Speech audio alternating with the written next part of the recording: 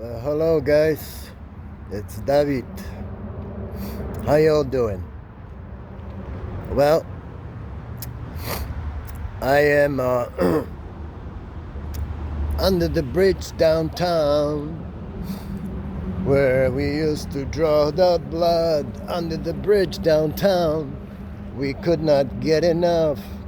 Under the bridge downtown, they took our life away. Well, I'm here just waiting for my new script. That's all. In March, it will be 8 years that I am clean. I have just gone down from 2.9 milliliters of methadose to 2.6 milliliters. And a doctor has suggested that I also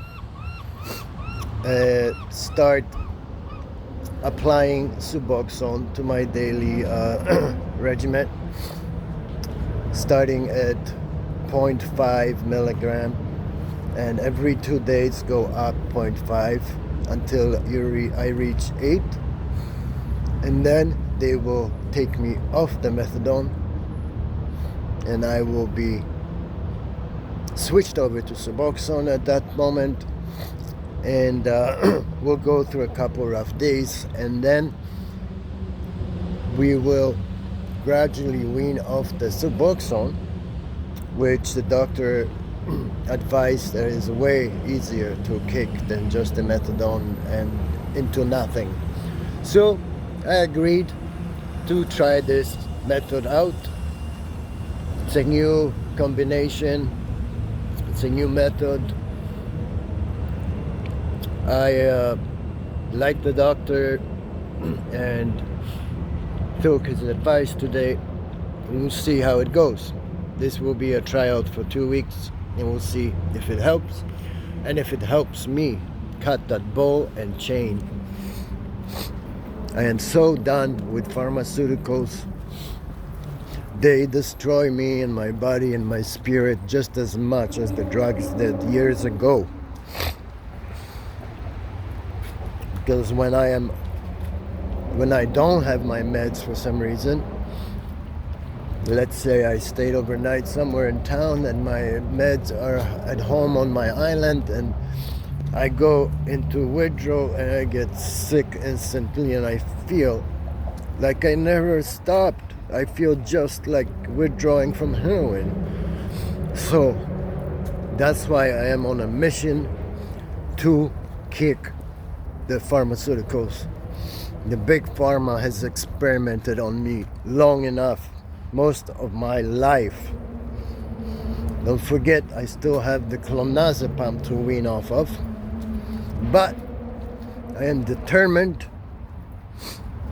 I am your walking example of how it's possible. Everything is possible if you want it, if you commit, if you're done lying to yourself, if you're done harming yourself and everyone around you who loves you. If you're going to keep relapsing and doing dope, please either go to these clean dope supply injection sites. Every day you get your fix of clean, non-lethal hydromorphone or whatever, and that will prevent a lot of deaths. We are in mid-November right now in 22, and according to my estimation, we have about 1,900 deaths from toxic drug overdose in British Columbia this year so far. So again, we will be reaching the 2,000 mark. Third year in a row. So again, we must ask ourselves a question. And that question is, what do we need to do now? What needs to be changed? What do we need to apply? And we need to act fast. Why? Through all of our work and outreach groups, community action teams, all sorts of projects related to the opioid crisis. All our outreach, street work we do, counseling, my YouTube channel. I'm in touch with people all the time, helping them out, advising them, handing out clean gear on the streets.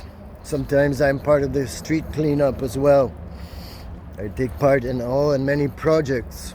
My writing has been published, submitted to the City Hall. I have appeared in many audio and video interviews, and I was on the radio a bunch of times as well. A friend of mine is Dr. Gabor Mate, for example. We've been exchanging our writings and our videos and our theories amongst each other for many years now, because he happens to be a neighbor of mine. Just like Dr. Stephen Malthouse, the great, was my family doctor for 15 plus years. Now, president of Health Canada Alliance for Free Health. Doctors on tour. So, I'm doing fine. I'm not sick. I'm not stressed. Yes, my mind gives me a hard time from time to time, a few times a day, because I am now on the lowest doses of medications I have ever been on, and it is hard sometimes because the mind is trying to destroy your body. Don't let it. Quote from my good friend Diana: the mind is always scheming to destroy you. Don't let it. The psychological warfare starts after you get the physical withdrawals done with, and then the psychological warfare, the psychological part of it all, is the most difficult part of it all. The physical, you can get clean within weeks, but the mental keeps bugging you for months and years.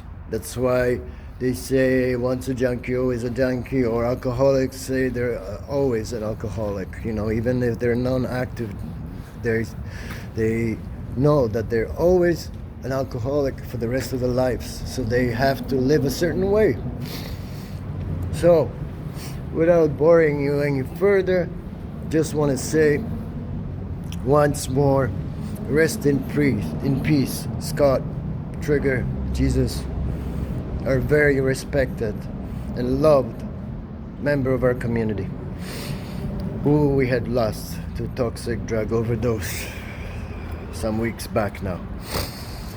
But here I am, David,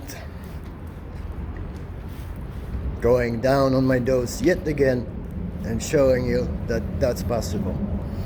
Anything you really, really want is possible. I'm here under the bridge, just killing time, not up to any no good, just enjoying a little bit of freedom. One love.